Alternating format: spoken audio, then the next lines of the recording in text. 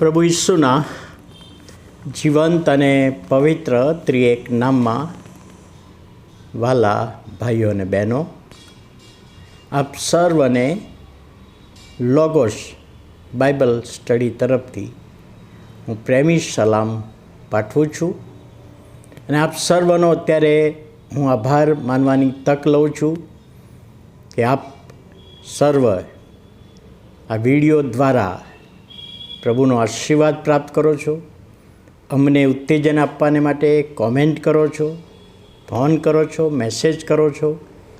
એ બધાના માટે આપ સર્વનો હું આભાર માનું છું. અને આજનો દિવસ એટલે 15મી ઓગસ્ટ 2024 અને ગુરુવારનો દિવસ. આજે 15મી ઓગસ્ટ આપણા દેશને માટે પ્રભુનો ખૂબ આભાર માનીએ છીએ અને પ્રભુના નામની સ્તુતિ કરીએ છીએ. નીતિવચન 14:1 જે પ્રોમિસ છે, નીતિવચન 14મો અધ્યાય 1લી કલમ, દરેક ડાહી સ્ત્રી પોતાના ઘરની આબાદી વધારે છે. ડાહી સ્ત્રીની વાત અહીંયા લખવામાં આવી છે, પણ મૂર્ખ પોતાના જ હાથથી તેને તોડી પાડે છે. આજે આપણે ડાહી સ્ત્રી વિશે જોવાના છે અને આવતીકાલે આપણે ડાહ્યો માણસ અને મૂર્ખ માણસ એના વિશે જોવાના છે. પણ આજે જે છે એ બે સ્ત્રીઓની સરખામણી કરી છે. આ જે કલમ છે એ કલમમાં સુલેમાન જ્ઞાનીએ બે સ્ત્રીઓ વિશેની વાત કરી છે અને એમનો તફાવત શું છે, બંનેના જીવનમાં કેટલીક બાબતો જુદાપણું છે એ આપણને જોવા મળે છે. ડાહી સ્ત્રી એટલે પ્રભુના વચન પ્રમાણે કે એ વચન સમજી છે, પ્રભુ ઈસુ ખ્રિસ્તને પોતાના જીવનમાં તારનાર તરીકે ઓળખ્યા છે, પ્રભુના વચન પ્રમાણે ચાલે છે અને એ સ્ત્રી પોતાના ઘરની આબાદી વધારે છે, પોતાના ઘરને આગળ લઈ જાય છે, પોતાના પતિને, બાળકોને આગળ લઈ જાય છે, પોતાના કુટુંબને આગળ લઈ જાય છે અને કહે છે કુટુંબની કાળજી લે છે. કુટુંબની કાળજી લે છે, પતિની કાળજી, બાળકોની કાળજી, વડીલોની કાળજી અને એમાં આવકમાં વધારો કરે છે. કુટુંબની જે આવક છે એમાં એ કુટુંબની આવકમાં વધારો કરે છે અને સારી ગૃહિણી તરીકે સારો વહીવટ કરીને પોતાના પતિની જે આવક છે, પોતાના ઘરની જે આવક છે એમાંથી સારી બચત કરે છે. પ્રમાણિકપણે નક્કામાં ખર્ચને રોકે છે. એ ડાહી સ્ત્રી માટે લખવામાં આવ્યું છે. એક બાબત. બીજી બાબત, પણ મૂર્ખ સ્ત્રી, તો મૂર્ખ કોને કહેવી એ પણ આપણે જાણીએ છીએ કે જે વચન સાંભળે છે પણ પાડતી નથી, જેના જીવનમાં પ્રભુને સ્થાન આપતી નથી. ધાર્મિક છે, ધાર્મિક હોઈ શકે પણ વચન પાડનાર નથી હોતી, પ્રભુને જીવનમાં સ્વીકાર્યા હોતા નથી.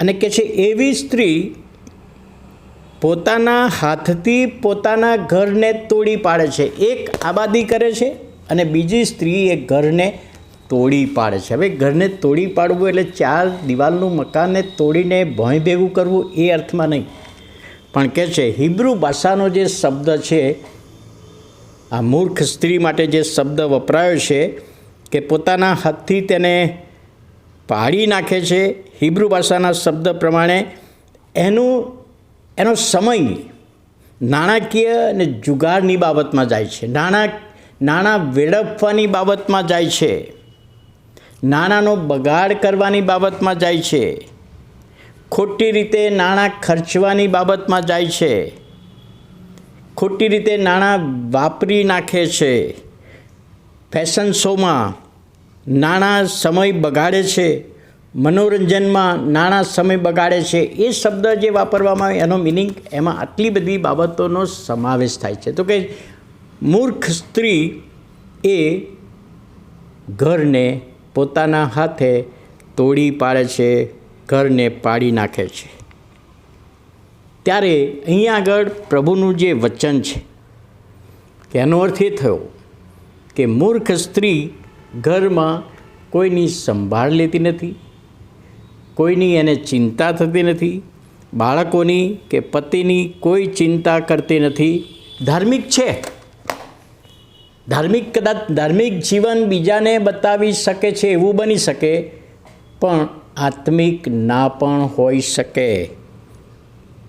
અને એટલા માટે પ્રભુનું વચન કહે છે કે દરેક ડાહી સ્ત્રી પોતાના ઘરની આબાદી વધારે છે, પણ મૂર્ખ સ્ત્રી પોતાના જ હાથથી તેને તોડી પાડે છે અથવા પાડી નાખે છે. એટલે કુટુંબને એકતામાં રાખી શકતી નથી, કુટુંબનો વિકાસ કરી શકતી નથી, કુટુંબના બાળકો માટે એ આગળ વિકાસ કરી શકતી નથી. એ બધી બાબતો, નકારાત્મક બાબતો આ સ્ત્રીના જીવનમાં છે, જ્યારે ડાહી સ્ત્રીના જીવનમાં હકારાત્મક બાબતો છે. એટલે આ બાબત સમજવામાં પ્રભુ તેના આત્માની દોરવણી આપે, સહાય પૂરી પાડે. પ્રાર્થના કરીએ. ભલા પ્રભુ, અમે ખૂબ આભાર માનીએ છીએ આજે 15મી ઓગસ્ટનો આ નવો દિવસ તમે અમારા માટે, અમારા દેશને માટે બતાવ્યો. ત્યારે પ્રભુ અમે ખાસ પ્રાર્થના કરીએ છીએ અમારા દેશને માટે, દેશના લોકો સુખાકારીમાં આશીર્વાદિત બને, તમને ઓળખનારા બને, એ માટે પણ અમે પ્રાર્થના કરીએ છીએ. અને આજનું વચન સમજવામાં આત્માની દોરવણી આપો, સહાય પૂરી પાડો. ઈસુ અમારા જીવંત પ્રભુના પવિત્ર નામમાં સાંભળો અને માન્ય કરો. આમેન.